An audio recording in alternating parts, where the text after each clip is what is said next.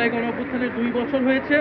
আমরা জুলাই গণঅভ্যুত্থানের পরবর্তী সময় বলেছিলাম জুলাই গণহত্যার বিচার সংস্কারের মাধ্যমে আমরা একটা বৈষম্যহীন গণতান্ত্রিক নতুন বাংলাদেশ করতে চাই। সেই বাংলাদেশ আমরা আকাঙ্ক্ষিত বাংলাদেশ আমরা এখনো পাইনি। আপনারা জানেন গতকালকে ট্রাইব্যুনালের একটি বিচারের রায় এসেছে, কিন্তু দুঃখজনকভাবে সেই রায় বাংলাদেশের জনগণকে সন্তুষ্ট করতে পারেনি। মনে করি সেই রায়ের মাধ্যমে আমরা যারা জুলাই গণঅভ্যুত্থানে অংশ নিয়েছিলাম, যারা শহীদ পরিবার, যারা আহত যোদ্ধা রয়েছে, তারা কোনো ন্যায় বিচার পায়নি। হাসানুল হক ইনু, যিনি জাসদের সভাপতি ছিলেন, যিনি আওয়ামী লীগের সহযোগী যেই অ্যালায়েন্স ছিল সেটার অংশ ছিলেন, তিনি কিন্তু জুলাই গণঅভ্যুত্থানে প্রত্যক্ষভাবে গণহত্যায় মদত জুগিয়েছিলেন। গণহত্যার যে সিদ্ধান্ত ছিল, শেখ হাসিনা যিনি প্রধান সিদ্ধান্তকারী ছিলেন, তাকে সর্বাত্মকভাবে সহযোগিতা করেছেন।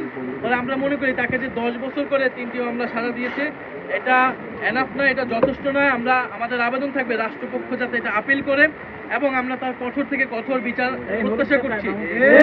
সরকার আসার পরে মাত্র 2টি মামলার রায় আমরা পেয়েছি এবং তদন্ত কার্যক্রমে রিপোর্ট দাখিলে আমরা যথেষ্ট ধীরগতি দেখছি। ফলে আমরা আশা করব যে সরকার এবং ট্রাইব্যুনাল দ্রুত সময়ের মধ্যেই বিচার নিষ্পন্ন করবে এবং অলরেডি শেখ হাসিনার মামলার রায় হয়ে রয়েছে। আমরা আশা করব যে শেখ হাসিনাকে সহ জুলাই গণহত্যাকারী এবং ওসমান হাদির হত্যাকারী যারা ভারতে পালিয়ে রয়েছে, তাদেরকে দেশে এনে বিচারে কাঠগড়ায় দাঁড় করানো হবে এবং শেখ হাসিনার ফাঁসির রায় সেটি কার্যকর করা হবে। শহীদ পরিবারদেরকে যেই প্রতিশ্রুতি দেওয়া হয়েছিল, তাদের আর্থিক সহায়তা, জুলাই যোদ্ধাদের পুনর্বাসন, সেই সকল কার্যক্রম যাতে যথাযথভাবে পালন করা হয়।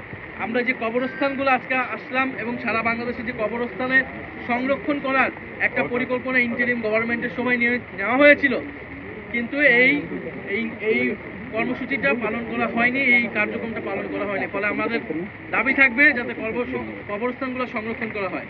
আর প্রিয় সাংবাদিক ভাই বোনেরা, আমাদের যে অন্যতম দাবি যে জুলাই সনদ বাস্তবায়ন, সংস্কার বাস্তবায়ন, গণভোটের রায় অনুযায়ী সংস্কার বাস্তবায়ন।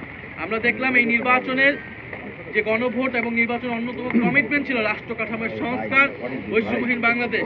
আমরা এই সংস্কার এখনো পাইনি। ফলে এবারের জুলাই গণঅভ্যুত্থান যে উদযাপন, সেটা বার্ষিকী পালনের আমাদের অন্যতম মোটো হচ্ছে গণহত্যার বিচার এবং সংস্কার বাস্তবায়ন। আমরা সরকারের প্রতি আহ্বান জানাচ্ছি, শুধু নামকস্তে জুলাই গণঅভ্যুত্থান পালন করলে হবে না। জুলাই গণঅভ্যুত্থানের যে আকাঙ্ক্ষা, সংস্কার বাস্তবায়ন, গণভোটের রায় বাস্তবায়ন করে সরকারকে প্রমাণ করতে হবে সরকার জুলাই গণঅভ্যুত্থানের পক্ষে আছে, জুলাই গণঅভ্যুত্থানের সাথে আছে। এবং জুলাই গণঅভ্যুত্থান জাতীয় জাদুঘর, যেটা সেই জাদুঘর খুলে দেওয়া হচ্ছে না। 5ই আগস্টের মধ্যে জুলাই জাতীয় জাদুঘর খুলে দিতে হবে, না হলে জনগণ নিজেরাই সেই জাদুঘর কিন্তু খুলে নেবে এবং নিজেরাই সেই জাদুঘরে যাওয়ার ব্যবস্থা করবে। আমরা দুঃখজনকভাবে দেখছি যে ইন্টারিম গভর্নমেন্টের সময় এই পুরা 36 দিন ব্যাপী সরকারের নানা রকম কার্যক্রম এবং স্মৃতি কার্যক্রম ছিল। আমরা এই সরকারের পক্ষ থেকে এখন পর্যন্ত আনুষ্ঠানিক কোনো কার্যক্রম আমরা দেখতে পাচ্ছি এবং আমরা কোনো ধরনের তাদের কর্মসূচির ঘোষণা দেখতে পাচ্ছি না। ফলে আমরা আশা করবো সরকার